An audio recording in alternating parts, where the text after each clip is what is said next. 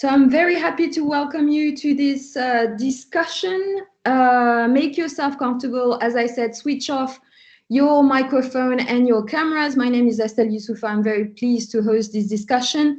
We're joined today by very distinguished guests who will discuss the very first study on the sports ecosystem in Africa. Our hosts, Mazars and the African Sports and Creative Institute, ASCI, have conducted the first qualitative and quantitative survey of 500 professionals representing the value chain of sports in Africa. Our speakers are the Managing Director of Mazars, Morocco, Abdou Diop, and Mohsen FATTAH, who's the Director of ASCI. They are introducing us their study with the most up-to-date and comprehensive photography of the sector. They will share their vision of the major challenges and opportunities of the sports value chain in Africa.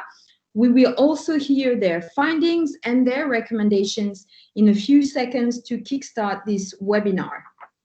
After this presentation, we will open the discussion to our guests and experts. We have the honor and pleasure of welcoming Vera, who's the Executive Secretary of the United Nations Economic Commission for Africa, Pierre LAPORTE from the World Bank in Ghana, Liberia, Sierra Leone, Kwasa Taburi from Decathlon Ghana, and Faical LARAICHI, who's National Olympic Committee President in Morocco. They will join us later on in the discussion.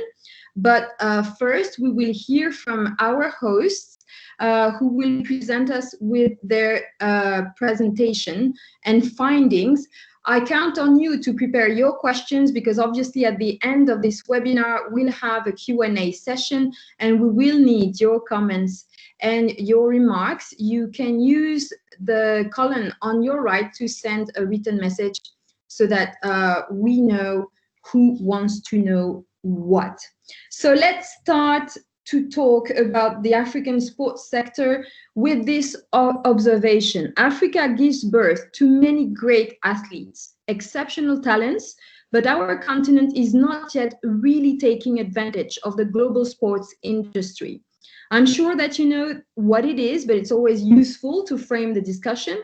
The sports economy obviously includes the events, the broadcasting rights, the sponsorship, but it also includes the markets for sports equipment, textiles, accessories, and organizations.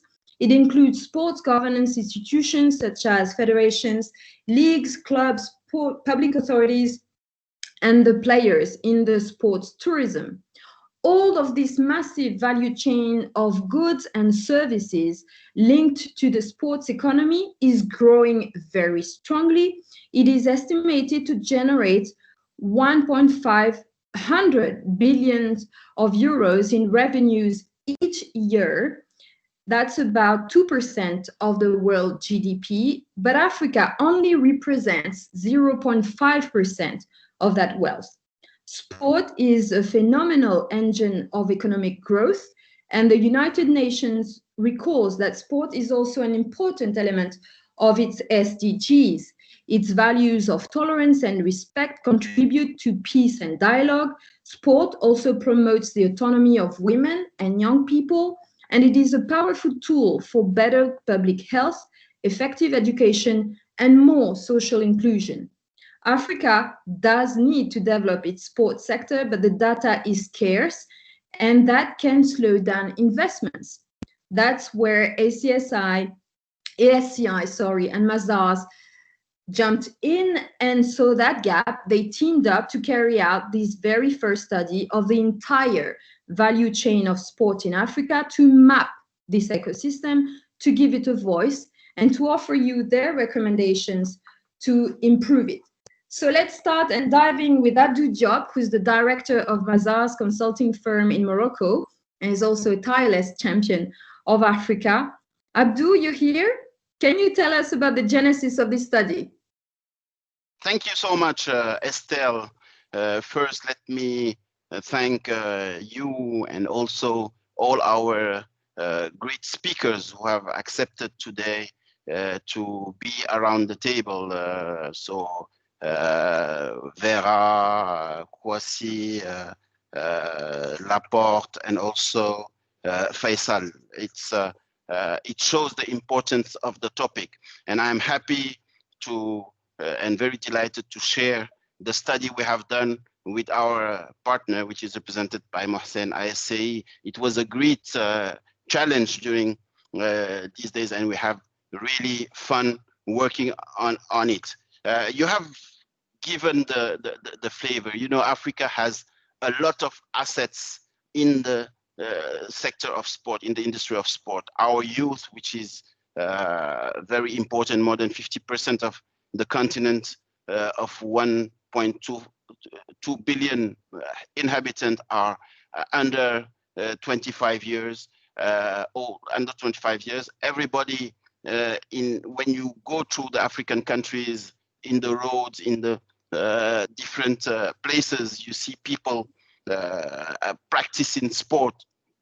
And when you look at the TV or all the good big events, many Africans are under the spotlights of all those big leagues, NBA, NFL, or Premier League, or the Liga. And despite all that, when you look at what revenues are generated by the sport industry, as you said, we have only 0.5% of our GDP, which is coming from the sport industry, compared to the 2%, which is the average around the world. So Africa is not benefiting from the wealth of the sport industry. And we are convinced that sports and all the cultural and creative industries will be among the drivers of the growth of the economies in the future. How Africa, which is the new frontier of growth, where we have a lot of potential, is not benefiting from the sport industry? That was a great question, and it was one of the bases of I will say the beginning of this study. So we wanted really to bring in our thought with actors of the sector to carry out the first study on the sport ecosystem covering the entire African continent. Don't forget, we are in Africa. One of the issues we have is the issue of data, and it's very important for us to be the provider of this information, this data, but not only us putting together all the sport ecosystem. The second objective, which was also very important for us, is to identify and assess the different components of the sport value chain in Africa. Because if you want really to have impact and to leverage on the areas that are essential in the industry, you need to assess the components of the sport value chain in the continent and to address them. And the last point, because we are consultants, we are solution providers, so we wanted really to bring in recommendation to set the real framework for a new sport operating industry in Africa. The objective is really to see how Africa can leverage on sport and make sport one of the drivers of the economy and the growth of the continent.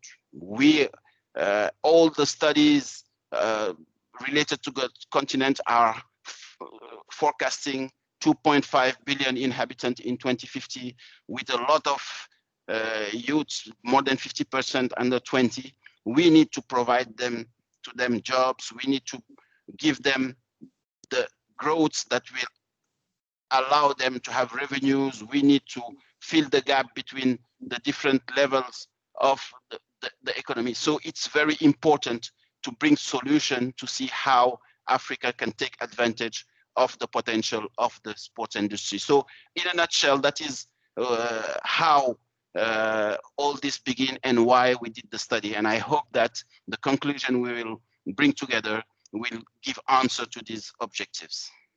Thank you so much, Abdou. So let's continue with Mohsen Abdel-Fattah, who heads the ASCI, the first organization dedicated to building an African sports and creative ecosystem through research, advice, and advocacy. Mohsen, thank you so much for being with us. What is the methodology used for this study? Thank you very much, Estelle. Good afternoon, everyone. I'm really happy to be here and to read so many familiar names in the audience. And for the next few minutes, what I'll try to do is give you some background for you to understand the methodology and basically what are the key learnings from the study. And that will help you then understand the 16 recommendations we'll dive into. So for this study, we basically reached out to 500 sports professionals in Africa with at least 5 years experience. And out of these 500, so which we sent a questionnaire to, which they filled in online, we also interviewed 30, which we call VIPs, which represent the diversity of the sports value chain in Africa. Now, there are 3 criteria for you to bear in mind in terms of this study. One is the value chain. We really try to speak with people representing the whole value chain of sports in Africa. So that starts with the athletes, obviously, clubs, leagues, federations, but going through manufacturers of sporting goods, infrastructure builders and operators, all the way to media and research institutes, for example. So that's the first criteria. The second one to the right is the geography, where we reached out really to, so 95% of respondents are Africans based in Africa. And you see here the numbers in terms of splits, which kind of correspond to the weight of the populations of each country. But we also included 5% of members of the diaspora. So people who are based outside of Africa, but are still doing business here in Africa. Okay. Now, if we move on to the third criteria to the left-hand side, is really the diversity of roles, i.e., 1/2 of respondents are leaders of established organizations. And the second half gives you really diversity of people working in sports. So from middle management, operations, to sole entrepreneurs, for example. And we thought that would give us really a broader view of what people are experiencing on the ground. And to the right-hand side, those are not criteria, but observations. And that's very important. So one doesn't come as a surprise, which is the age. You know, over 60% of respondents are aged between 25 and 45. So pretty young, let's say, population. However, in the middle, you see the gender. And here, women are underrepresented. And here, this is something that we realized very early in the study. And we really proactively reached out to female respondents to ask them to introduce us to their network of women professionals in sports.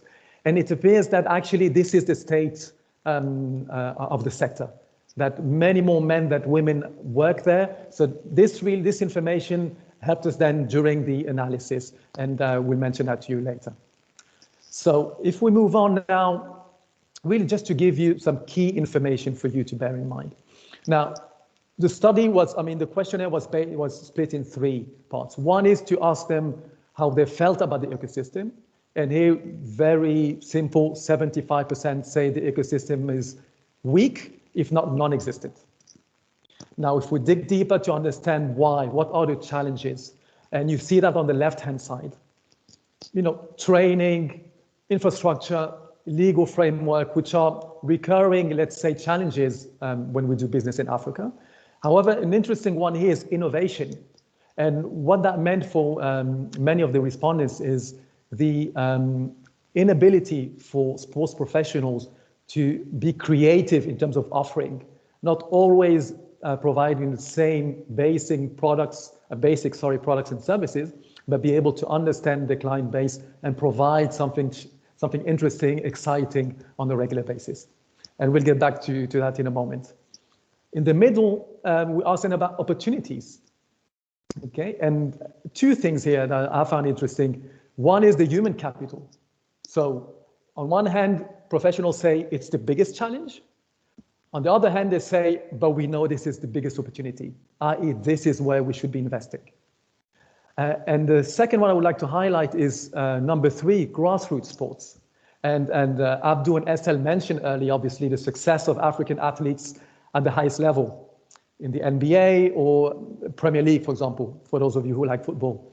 But really grassroots, i.e. making sure that people like us learn about sports, they play sports, that we can watch sports. This seems to be for the professionals the key, let's say, one of the key priorities to grow the ecosystem. And finally, on to the right-hand side, really looking to the future. What are the trends that these professionals are following? And here, two that I found interesting. One is obviously we conducted the survey during COVID.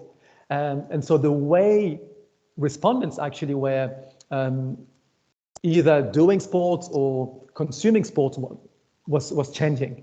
And this change of habits seems to be a key component for them to keep an eye on, to be able to understand how their client base is evolving.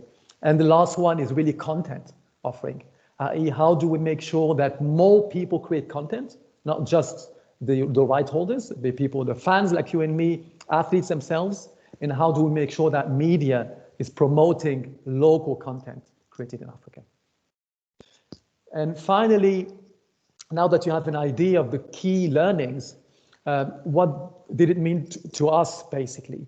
And you see here 6 categories which correspond to the 6 chapters of the report you will be receiving after this event. And basically the story here is data to start with. I.e. it is, as Abdou said earlier, we don't have enough data to really see what are the opportunities and to make informed business decisions. This is what our respondents were saying. Now, if we can fill that gap, we will have enough information to see where the opportunities are. And then we will need to train people.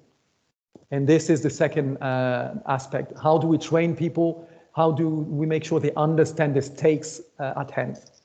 Once we've trained them, how do we make sure that at the head of the sports institutions, that we have leaders that understand the stakes and that give us full transparency to make sure that they're really looking after our interests. And then we move to the business side. Okay, the number 4 here, how do we create a business environment that is conducive to growth? And here, for example, I'm really happy to have Dr. SONGWE or Mr. LAPORTE with their background to give us some information here. How can we position the sector? Or what can we do to facilitate business for sports professionals? Once we have the environment, how do we make sure that organizations focus on the fan, understand the fan to answer the needs of the fan? And finally, once we've ticked all those boxes, we'll be able to innovate and not just fulfill the needs of African consumers, but even export products and services to the rest of the world. So that gives you an overview of the focus areas, which we'll delve into in a moment. Right, back to you, Estelle. Thank you, Mohsen. So we see loads of opportunities, plenty of potential, but I turn to Abdou. How do we turn that potential in actual business opportunities and real bankable wealth?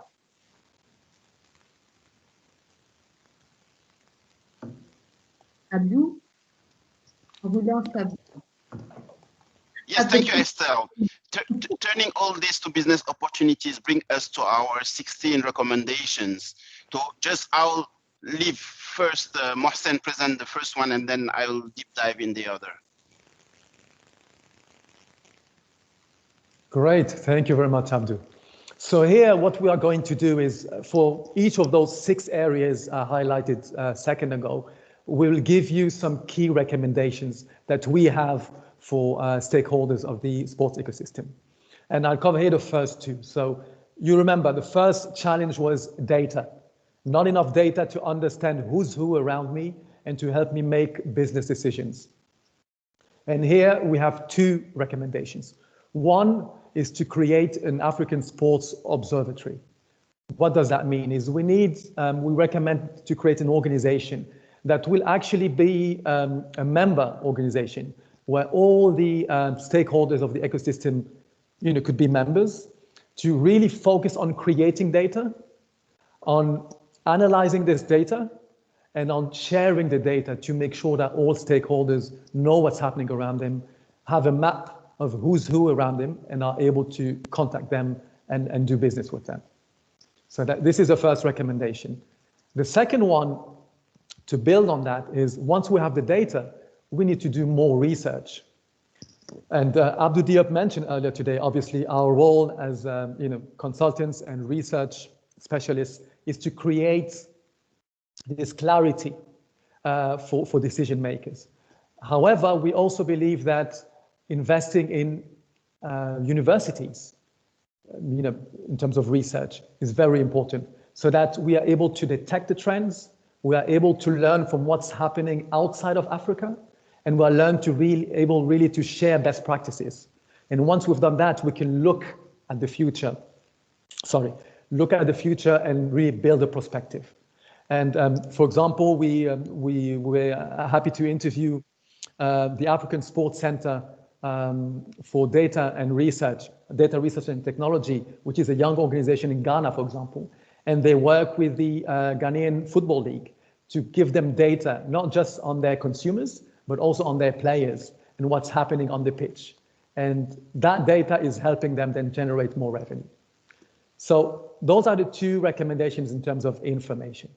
Now, if we move to training and education, which is the second pillar of our research, we have here three recommendations.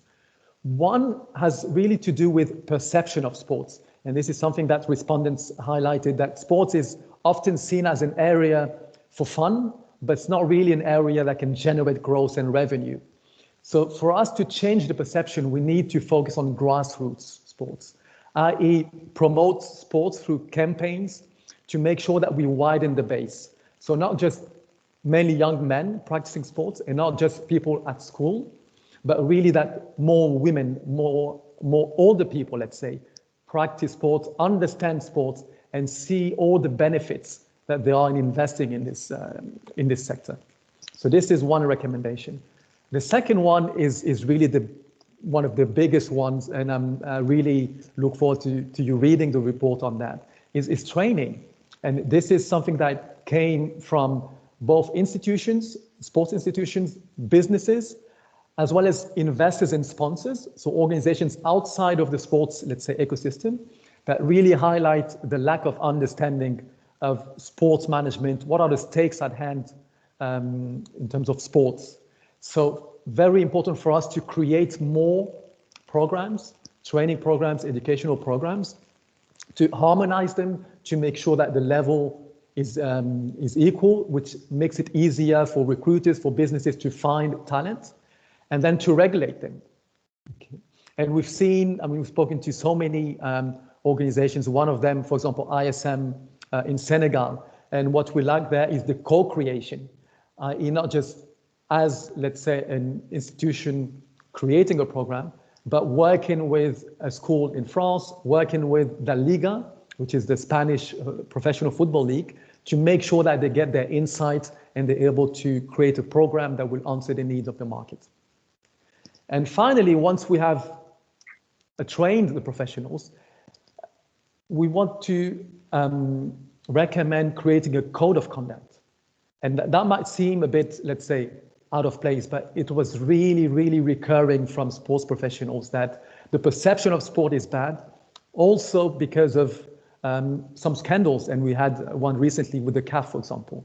So create a code of conduct will make sure that any new professional entering the sector understands what is the frame, how to deal in a professional manner, and then train these people, certify them to make sure that we all start on a level field.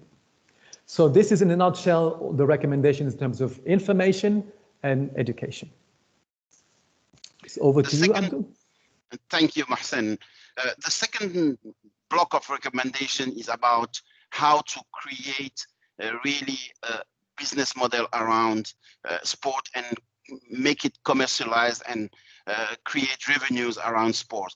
And in that area, sport as a commercial product, we have 6 big recommendations. The first one is related to what Mohsen has said about making grassroots sport the pillar. Often we think that mega events are those who generate the most revenue, but for Africa, we really insist on the fact that grassroots sport must be the driver of the sector's growth, and focusing on schools and universities. We have a lot of potential that must be the basis of the building of a sport ecosystem in the continent. So grassroots sport as a pillar. The second point is really about creating the environment that will be conducive to business. It's very important to rethink the legal, fiscal, and economic framework. If we want really investors to come in, we need to put the global framework that will allow them to do business in the sport industry. That means tax incentives, that means also IP protection, because it's very important in the area of sport to be sure that we will lower the counterfeits, goods, and so on. So it's very important to create the business environment that will enable really sport business to grow. Innovation, we think that, and it's something that comes out from the different answers we have received, that innovation will be key driver of the development of the sport industry in the future in Africa. And innovation in sales and marketing practices, innovation in fan experience, innovation in CSR, and also hospitality. We need to be really innovative and integrate local content if we want really to create a commercial sport product in the continent. Everybody answering also recommend to be very digital. And as Mohsen said, the context of the COVID also make this point more important than ever. Digitalization is key. We need to digitalize the offer of sport consuming, understand also all the digital transformation in order to generate revenue from online platform, to develop also online content. E-sport is one also of the driver that will be coming in through digitalization. Once you talk about sport business, you talk also about the main client, and the client is the fan. When we talk about sport, the fan is in the center, and he must be in the center of the sport ecosystem to meet his needs and offer him a high quality product, specifically the African fan, because all the studies, all the answers we have received shows that African fans are used to consume content coming from abroad. All fans are used to follow the global leagues in Europe or in the US and are always used to have international content. We need to give them all the solutions that will allow them to buy sports content. Entrepreneurship. As I said in the beginning, Africa is a continent, excuse me, where young people are more than 50% of the population. And these young people need to have entrepreneur spirit. We need to make youth entrepreneurship a priority, specifically in the sports sector. And that's very important, as I mentioned. Next slide, please. The third category of recommendation is about governance and business model. We need to reinvent really the governance and innovate in the sport business model in Africa. When we say reform governance, Mohsen said something very important about ethics and code of conduct. When we talk about reform governance, that means that accountability is key, checks and balances. We need also to promote diversity in the boardroom, bring in more women, bring in also civil society and youth, which is the first consumer of sports. And one of the recommendations is really to create a Pan-African sport governance body that we call in the report the African Sports Steering Committee, which will be a sort of ethic committee which will bring this reform of governance in the sports sector in Africa. Collaboration is also important, regional collaboration. One of the key takeaways of the answer we have received is that there is a lack of regional collaboration in the sport industry in Africa. So it's important for us as a recommendation to bring in regional collaboration, harmonizing legal, fiscal, and economic environments that will allow investors to come in, not only in a country, but in whole regions or continent. Coordinate also public strategies and optimize the existing sports infrastructure. That's also something key because as we see in many big events, countries have invested in sports infrastructures that are not optimized because after the event, sometimes this infrastructure are just not used. So it's very important to really optimize the existing sport infrastructure and the investment in sport infrastructure. And one of the ways to change the mindset and the way of investing in sport infrastructure is to bring in public and private partnership. This is also an important recommendation for us.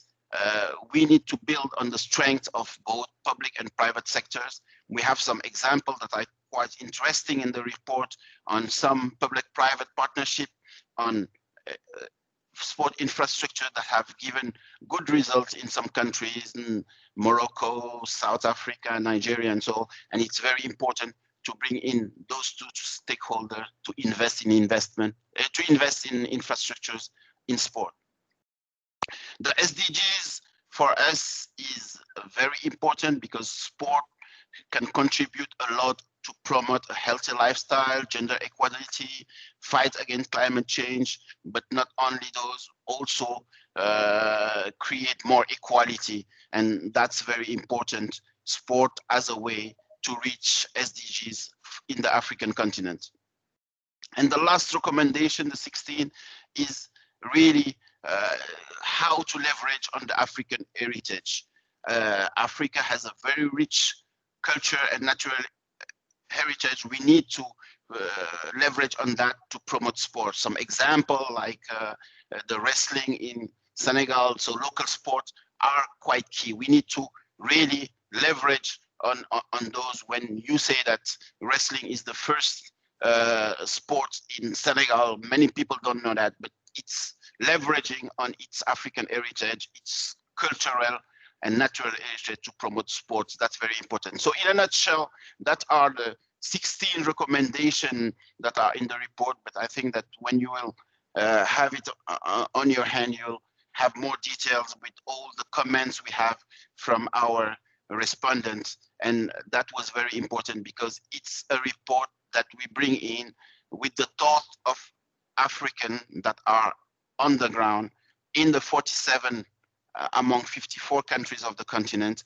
And for us, that was very key to bring a real feeling of the field and the ground, and not only a study that is based in room.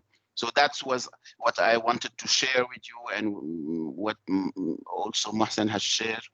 Thank you, and I let the floor again to Estelle. Merci Abdou, thank you so much. So there you have it. That's a quick recap of this study that will be sent to you via email after this webinar. Let me welcome those of you who have joined us in the middle of, in the beginning, of this webinar. So we had Mohsen and Abdou who quickly recap this first ever study of the sports ecosystem in Africa with their recommendation. I urge you to ask your questions because Mohsen and Abdou will stay on. And now we are just widening this discussion with our guests. And ladies first, I think that we ought to ask Vera SONGWE, who is the Executive Secretary of the Economic Commission for Africa, the ECA, to comment on these findings and then to expand on the ECA's decision to sign an MOU with the International Olympic Committee to support Senegal's capital, Dakar's bid to host the Youth Olympics. Vera, are you here? Can you tell us more? Yes, no, thank you. Thank you very much, Estelle, and thanks for inviting me. I want to, first of all, congratulate Abdou and Mohsen, for that presentation and for all the work. Yes, I know, we're called the Economic Commission for Africa, so normally we're not doing sports, right? But before I continue, let me say hello to my fellow and colleagues, panelists, Pierre Laporte, of course, and the president of the Olympic Organization for Africa.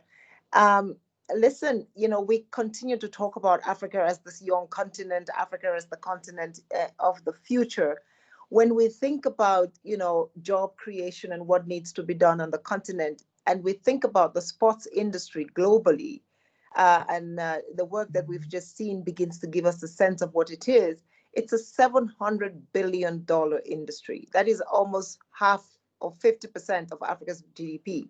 That is the size of the global sports industry. And it is not just the sort of sports as in, the game itself, and I'm going to come to that. It is also about actually a lot of the money in sports is made, as you all know, and as we will hear from people who know this better than I do, at the beginning of every sports season in Europe or in the United States, we're all trying to figure out who won the Nike contract to wear the Nike t-shirt, or who won the Adidas contract.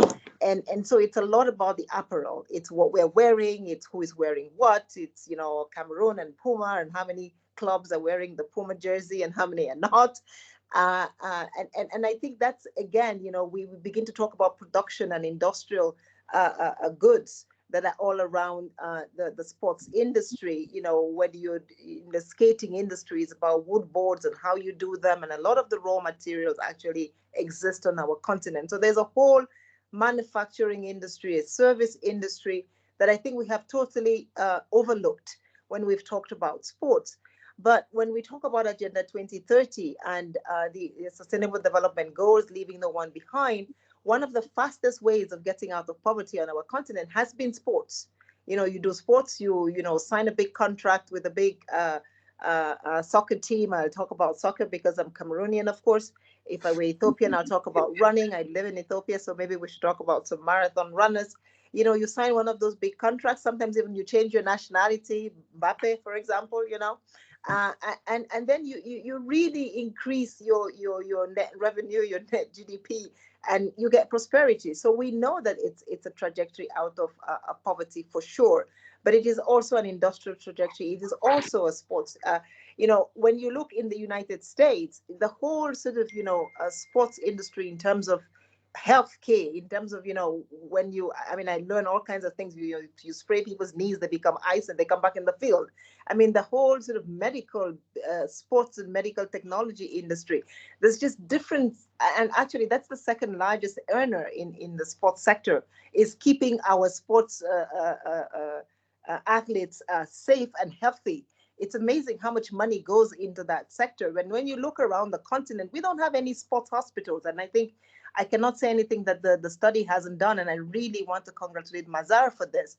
I think, unfortunately, when we talk about sports on our continent, three things come up. The first one, which is always comes up, unfortunately, is the governance of the whole sports environment. There's always, who is going to be the next president of the CAF, and how was it voted in, and who is going to be the next OIC, and does it work well in Africa? We need to improve on the general governance of the sector, because if we don't fix the governance, we will continue to lose our talent. One talent on our continent in one sports team doesn't make it, the kind of sports team. We can have PSG, if we can have Paris Saint-Germain, Senegal can have Paris Saint-Germain if all of those guys came back and were just the Senegalese sports team, right?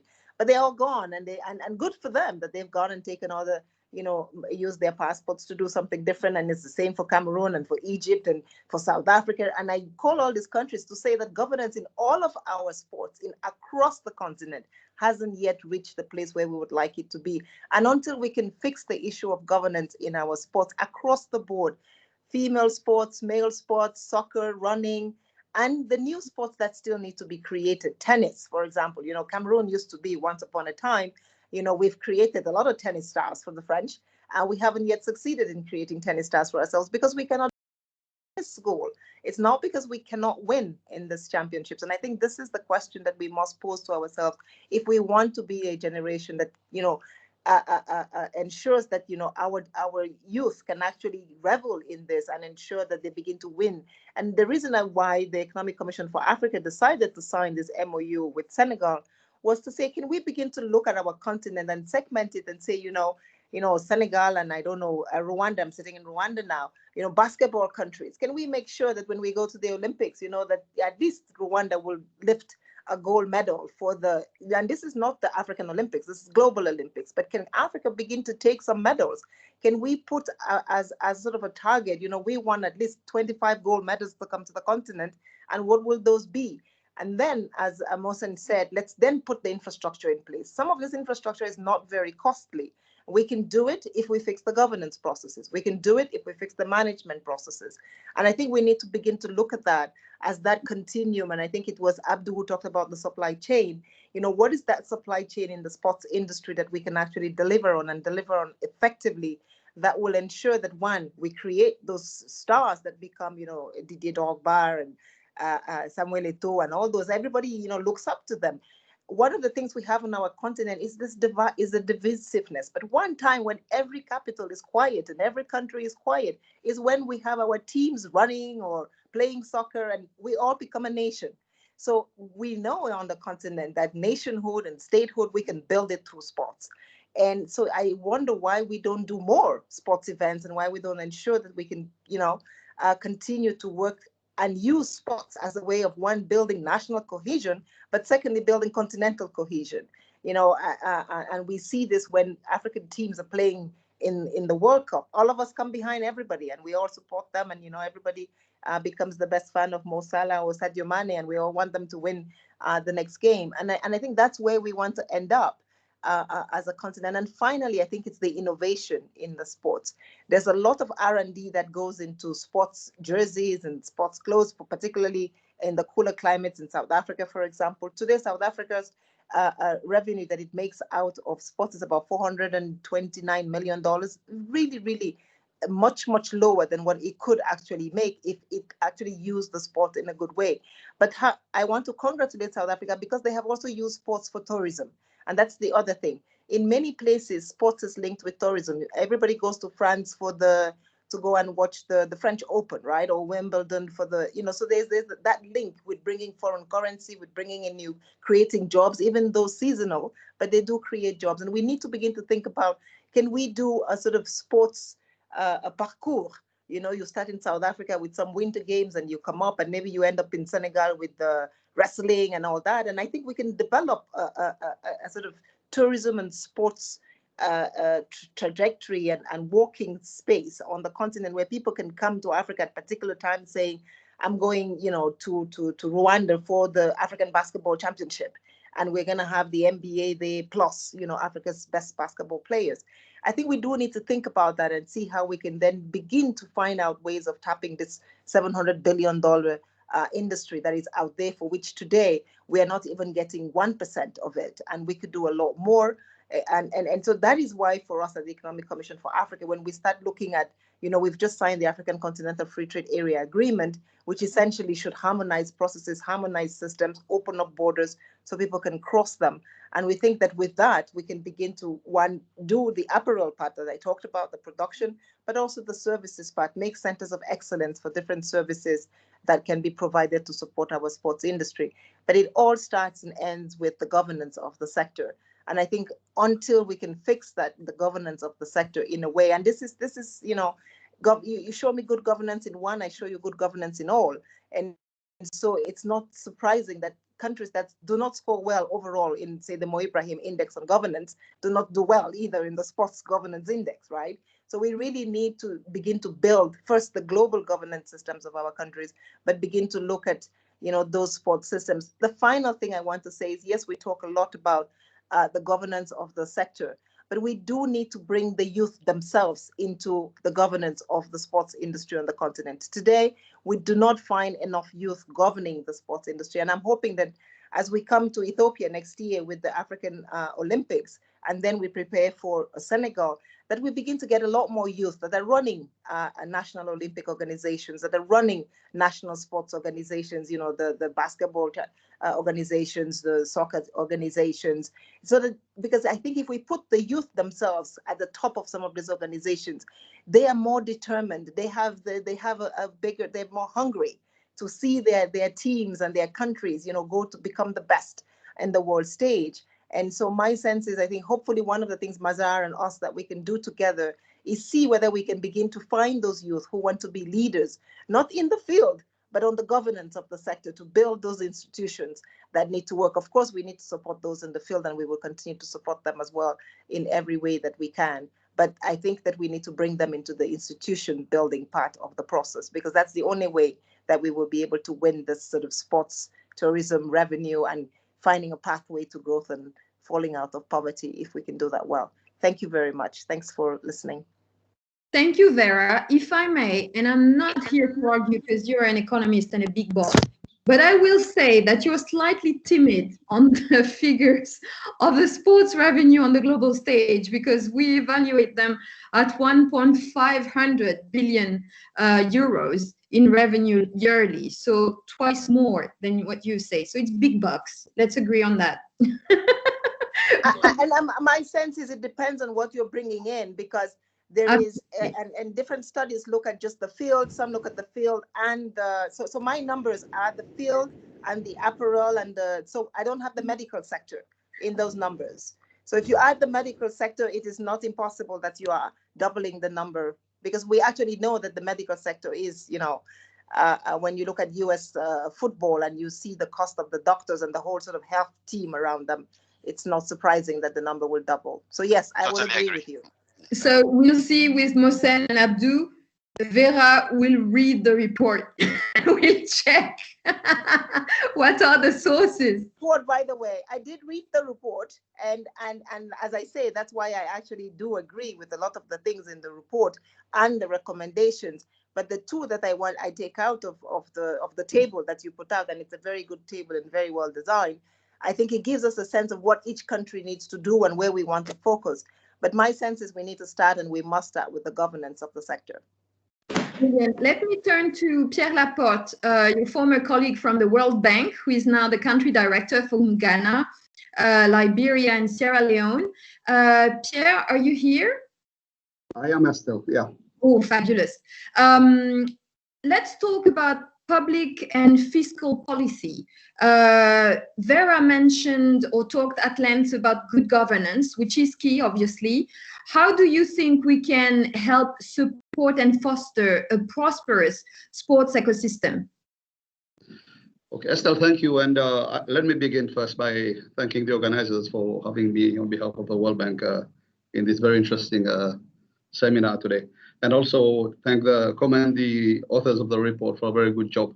I mean, it touches on some critical issues that are important to the World Bank. Before I go to your question, people may ask, why would the World Bank be interested in sports? And the study shows clearly, talking about human capital, talking about youth development and inclusiveness. These are areas that matter to the World Bank and are critical for development and for the fight against poverty.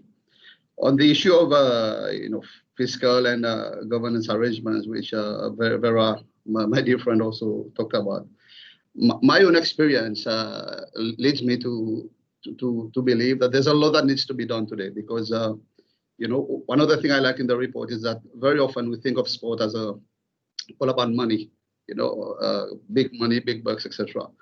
But it's something that can really help us bring more opportunities for the youth if governments get it right.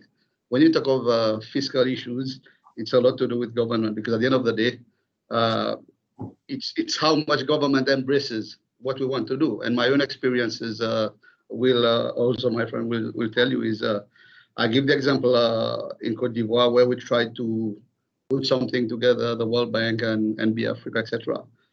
There are so many challenges and constraints and barriers that at the end of the day, today makes it impossible almost for us to do that. And I think the study can, or another study can go further and look deeper into what are these constraints that today make it very difficult for us to collaborate more proactively. I mean, I know that in most countries, governments put aside some money in the budgets to support sports development.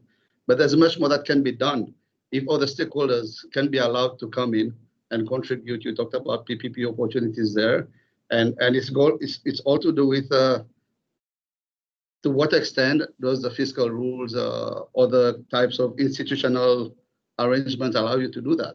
And if I use the example we had with the NBA, one of the things we couldn't do is because on the one hand, the World Bank, we have constraints on the legal side why we can do certain things. Countries, as Vera talked about, sometimes become competitive. We think more about ourselves. It should be government to do it because of this, because of that. And other times there are organizations in sports that have also their own rules and constraints. So until we dig deeper into these issues and identify what are the fiscal constraints and why we cannot go further, it will really be difficult for us really to be able to bring about the kind of collaboration and opportunities that we can achieve so much more together. Pierre, thank you for the comments. Can I put you on the spot a bit? Are Sure. your government officials interested in helping support their sports sector? Or is it, in a way, still perceived just as something not to be taken seriously? I think on the principle, I would say, I'm an African, I'm from Seychelles. I believe that Africa also, governments in Africa are generally pro-sports. That's why they put resources in budgets to support sport development. But from what I see sometimes is individualism come above what we want to try to do collectively. Sports is a collective concept. Even in individual sports, you have to play against somebody else who you go and hug later. Funds are there. It's a collective issue. I think at the end of the day,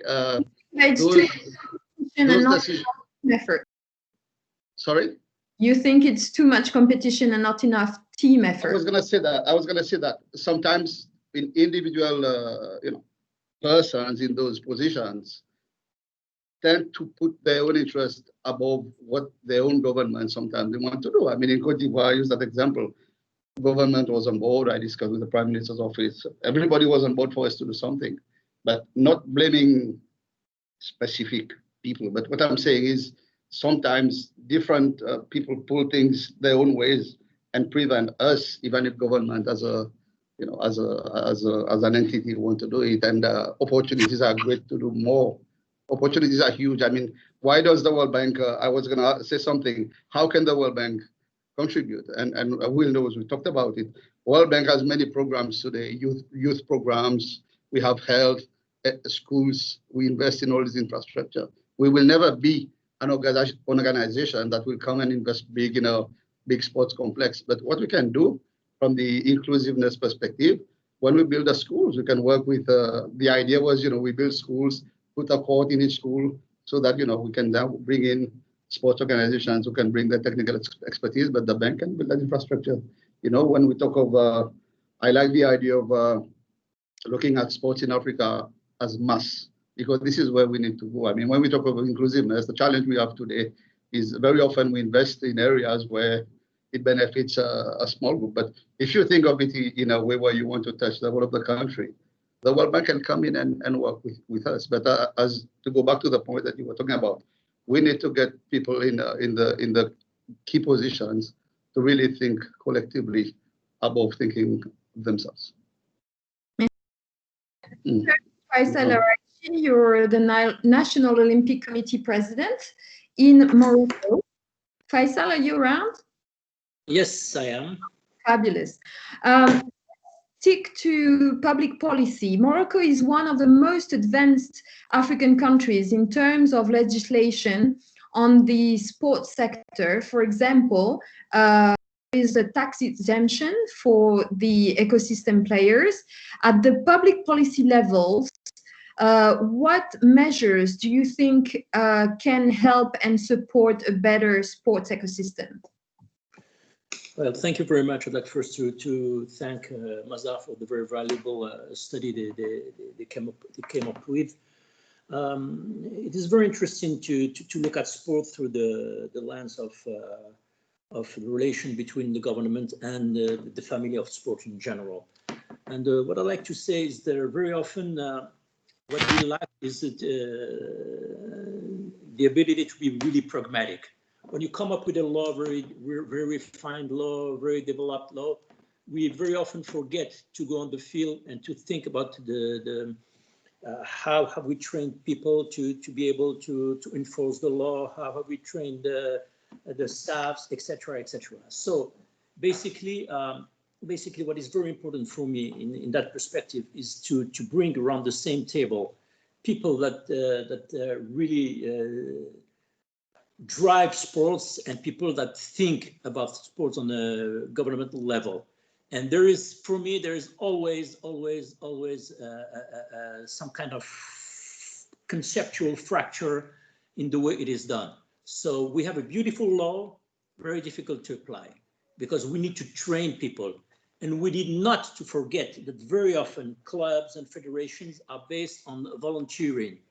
And when you deal with volunteers, you cannot really, let's say, we cannot expect them to come up with the same involvement and the same kind of governance as if they were officials paid by the government or paid by institutions. People work on the weekends, they put their money into what they like, they leave their families, they leave their jobs on the side.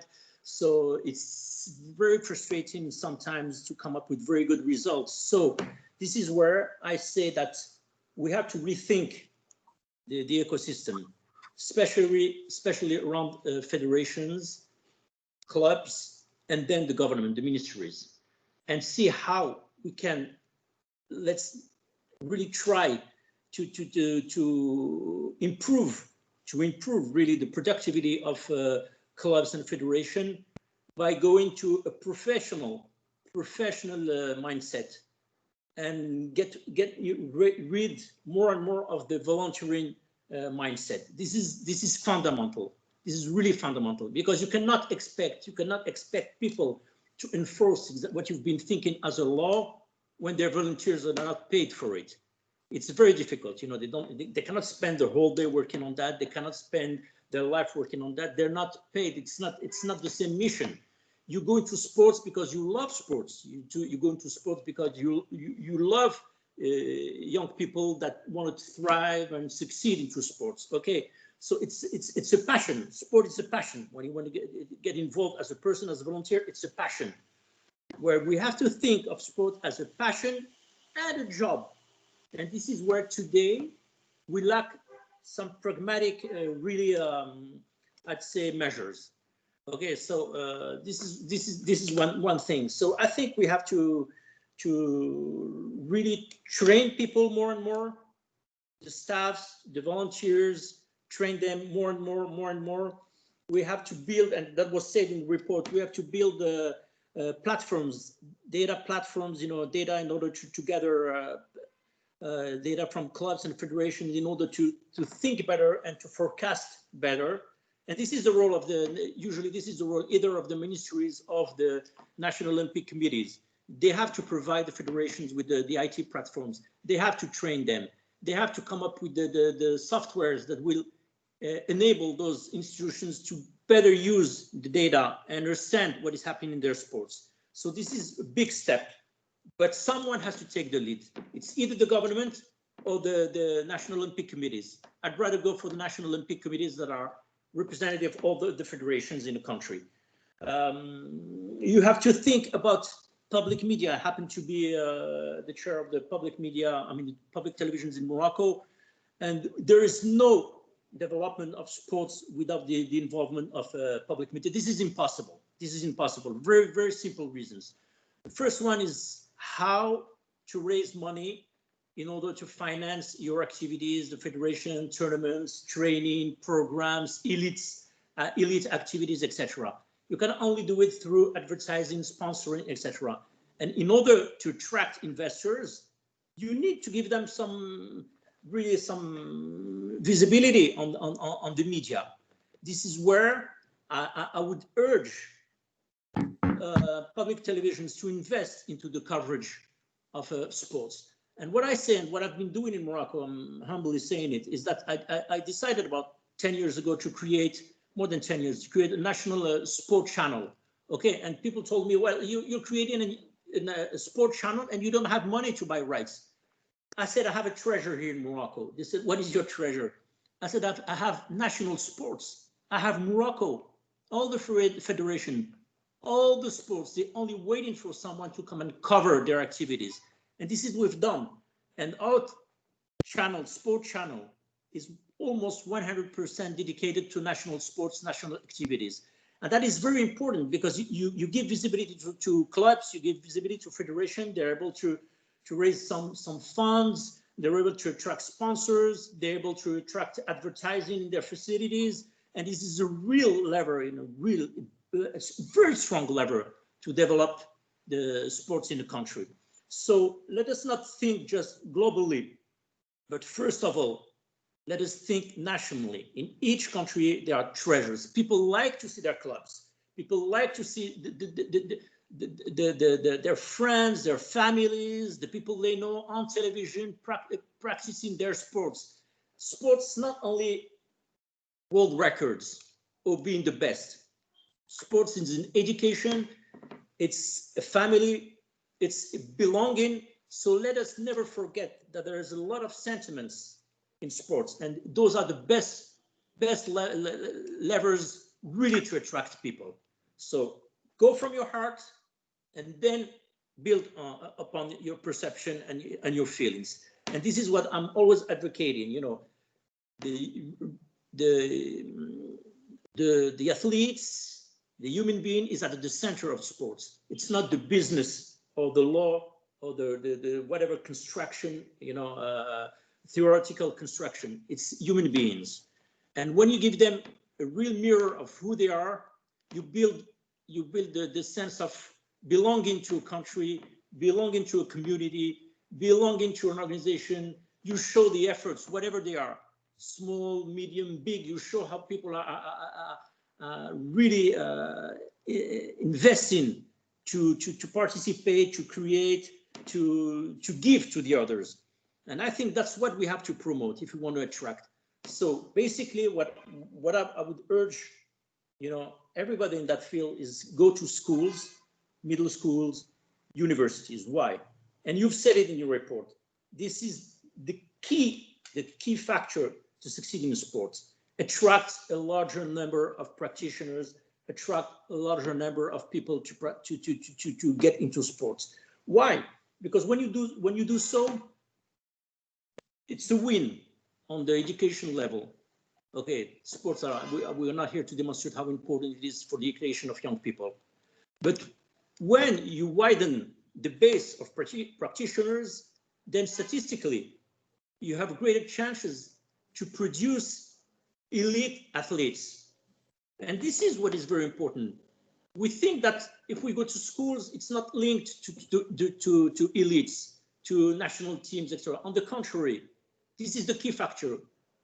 The larger the number, the more chances you have to get the athletes at the higher level.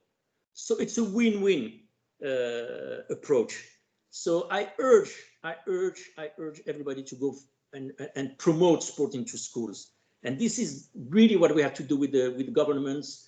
It's to go and say, invest more into sports in schools, in middle schools, in high schools, in universities. Invest more, invest more, invest more, invest more. That is very important. Monsieur LARAICHI, we can tell from all the medals and everything that is behind you why you're a winner. And you share this passion with such enthusiasm. I think we're all transfixed.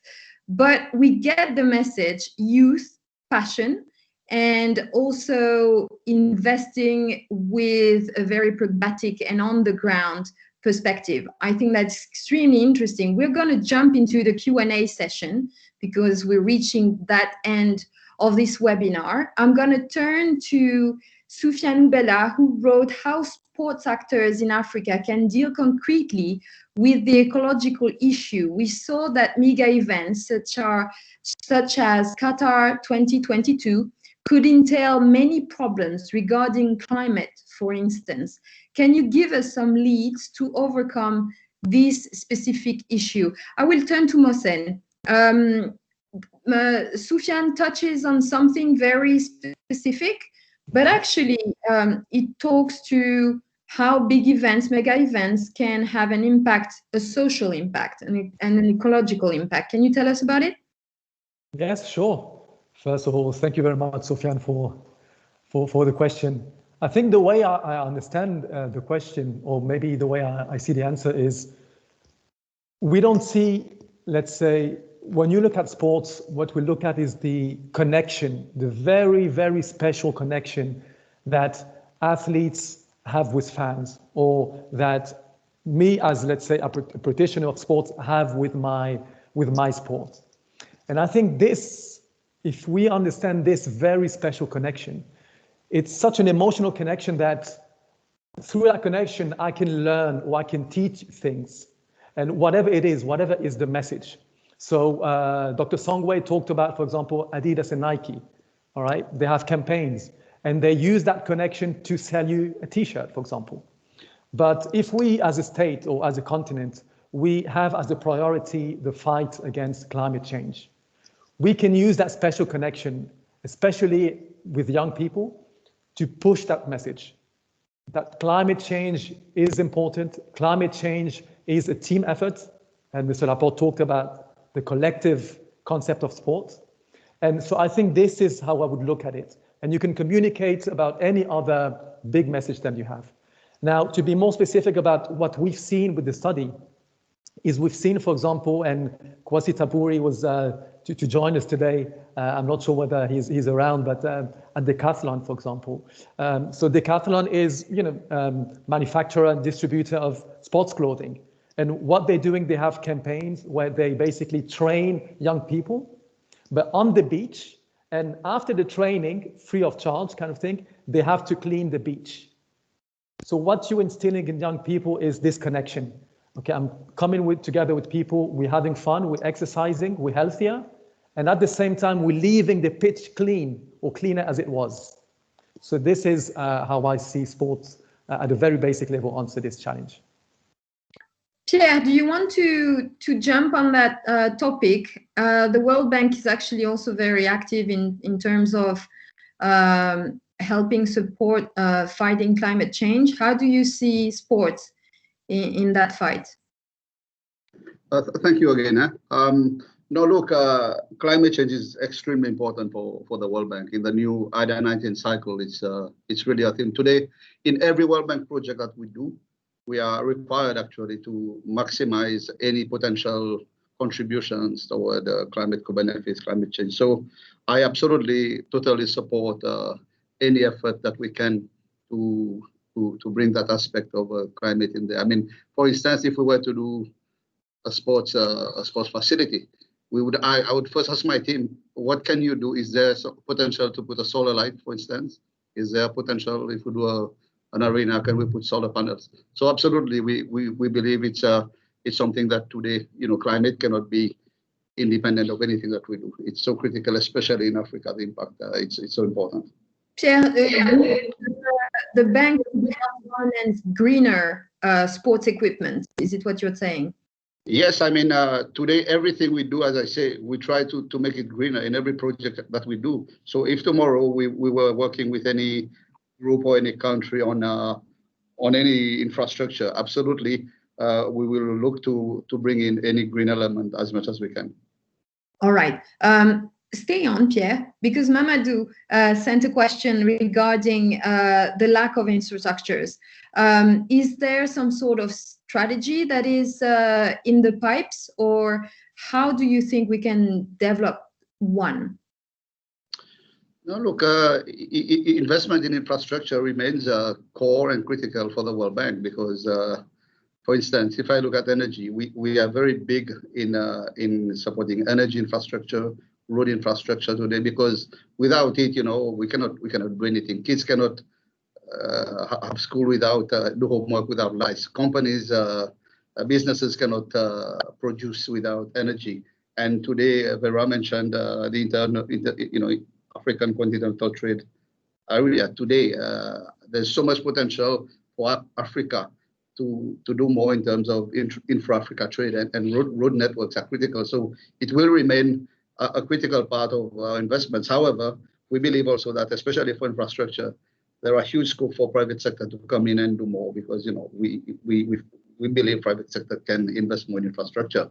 And when it comes to sport, as I said, every opportunity that we have tomorrow to work with any group, any party to do something in sports, if we can finance some aspects of infrastructure as part of our programs, be it education, health, youth programs, we would be happy to work with anyone. Thank you, Pierre. Let me turn to you. Do you think that sports can be green? Is Faical still here?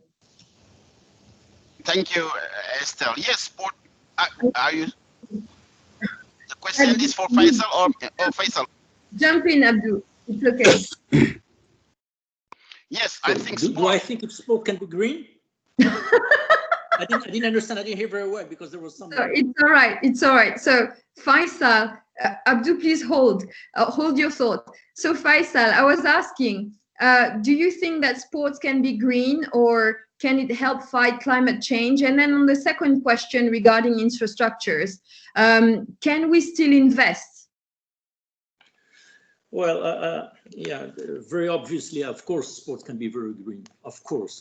I mean, I do not need to advocate that. It's so obvious, and I think it's being outdoors, being indoors, looking for good health. I mean, we're talking about sports in general, not talking about competitions, etc. Of course, it can help. It gives you a sense of belonging to human nature, and this is something that we should promote and develop in schools. It's absolutely obvious, and we have to do it. Concerning the facilities, the infrastructures, it's very important. It's a very important issue. Why? Because I've seen very often in my career that we do not have an exhaustive knowledge about infrastructures in countries. Okay, you have different institutions that have different facilities that are sometimes and very often underexploited. So what we need to do, and that's what, for instance, we're doing, is create systems, databases that will gather all the information about facilities in the country and try really to maximize the use of these facilities. That means that you have to build platform. Where you can bring around the table different institutions, try to have them open on the public. But very often I can see that I would say a two-figure percentage of the facilities are not exploited at the level where they should be. So before investing massively into infrastructure, one has to really gather all the information about the existing infrastructures and optimize the use of them. So that's very important because, let's say, optimization is of the essence in sports. Optimization. Why don't we open school facilities to after 5 p.m. to the larger public?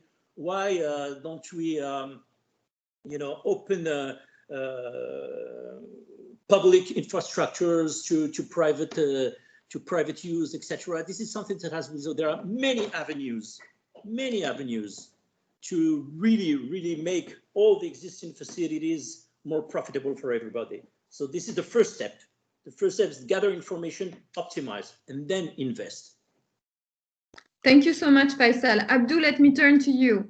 Do you want to jump in on the infrastructure discussion? Just before you start, can I ask everyone to really maintain their camera switched off and their microphone switched off? You use the comment with the conversation on your right to send your question, and then I will read them.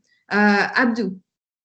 Thank you, Estelle. I think that the main thing have been said on infrastructure. I will just add two small things. And one thing is what we recommend in the report. It's about PPPs. I think that today more and more private sector must jump in to side by side with the public sector to invest in infrastructure and to bring in infrastructure, entertainment for big infrastructure, and also more and more proximity infrastructures, because we can see it now.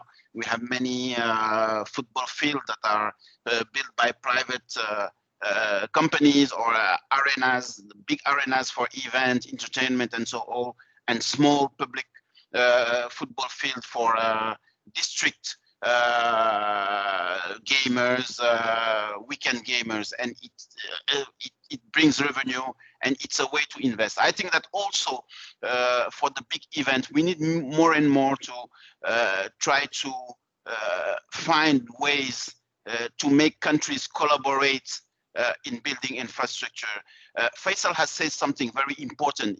It's the matter of optimization of infrastructure. When you see in some countries, after a big event like the African Football Nation Cup, you have many infrastructure that are used just for 2 weeks and then abandoned, and it's unfortunately a lot of money thrown to the window. So perhaps our organizations, institutional organization, need to try to find a way to make countries collaborate. When you have a big event shared between 2 or 3 countries, it allows you to, in the same moment, to leverage on those events to develop the infrastructure in those countries. I think that's also is something very important. And the third point in infrastructure is that in the laws of urbanization in the different cities, we need more and more decision maker to push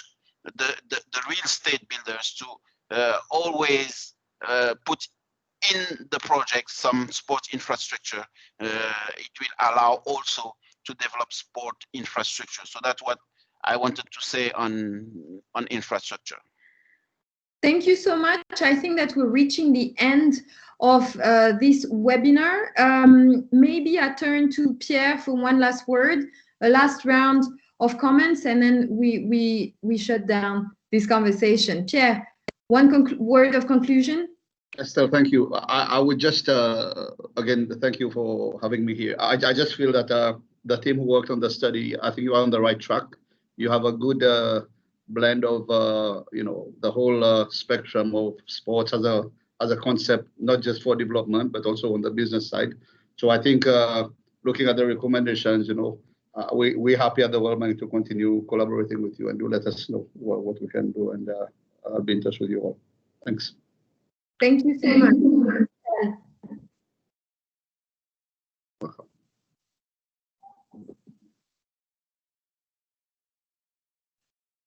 Faical, still around? Monsieur LARAICHI? Oui. You want to conclude? One final word. Well, one final word is we have to start thinking about sports differently. I mean, it's not practicing; it's always also intellectual. I mean, having an intellectual approach to sport. Sport is not just a body exercise; it's also a mind exercise. There's a huge avenue for improvement when we think about sports. It's so interesting. And the margins of progress are really incredible. But it's the intellectual approach that we have to enhance in order to have better practicing. So I thank you very much for the webinar that you organized, because this is really a way to exchange, to think, and to advance sports. Thank you very much. Thank you, Faical. Let me turn to Abdou for one last word. Yes, just last word, perhaps, to say that for us, it's very important to deep dive in these sectors that are not really, on which there are not a lot of data, and to bring some thought leadership on those areas and recommendation to make things move forward. And also, it's the occasion for me to thank really our 500 person who have answered to the survey, because they give us a lot of information and insight that allow us to do that. Also to thank really Vera, Faical, and also Mr. Laporte for all these the time they have given to read the report and to bring these very interesting insights from the view of their sectors. And it was very interesting and I think very rich for everybody. And last thanks to all the teams of ASCI and Mazars, because really we have amazing moments to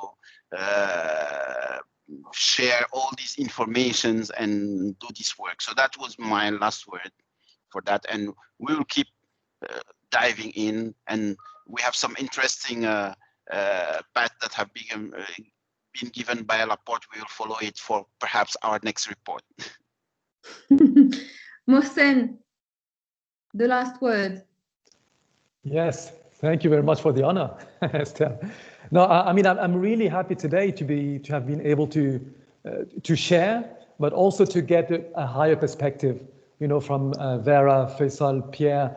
This is very important because the key learning for me, the key information is sports is not something just for fun. It is a sector and it is connected with so many other sectors. So Mr. LARAICHI focused on education. And education means for sports professionals, not just to understand the stakes at hand for them, but to understand the surroundings and how they could translate the value of sports to other sectors so as to create partnerships, attract investments, and grow, really. And it's just the first step of the way for us. I mean, we learned a lot about Africa. Obviously, there's a lot of diversity. You cannot compare, for example, Djibouti to Senegal to maybe Nigeria, very different situations, but we at least have areas of collaboration. And then step by step, we hope to be more detailed and then be more pragmatic to be able to offer solutions to then specific countries as well. Thank you so much, Mohsen. So this is the end of this webinar. I would like on behalf of Mazars and ASCI to thank our expert guests, Vera, SONGWE, Pierre, LAPORTE, and Faical, LARAICHI. Thank you so much for your generosity and your time, for your commitment to African sport. 1,000 thanks to you all. You've been almost 50 people who joined this webinar today. We appreciate your time and your interest. You can continue this discussion and you can interact with the Mazars team and the African Sports and Creative Institutes team. They remain at your disposal to advance this long-term project. You can reach out to them via email so that they can send you the full report. I want also to thank our technical and editorial teams who have made this webinar possible. So I see you very soon. Wish you very happy holidays. Stay healthy, wear your mask, and hopefully we'll come together again in 2021 with Minty in Casablanca or some ginger drinks in Lagos. Stay well, stay healthy. Thank you, everyone. Thank you very much. Goodbye. Thank you. Goodbye, Thank everybody. you. Thank you very much. Thank you. Have a nice day. Thank you, everybody. Thank you.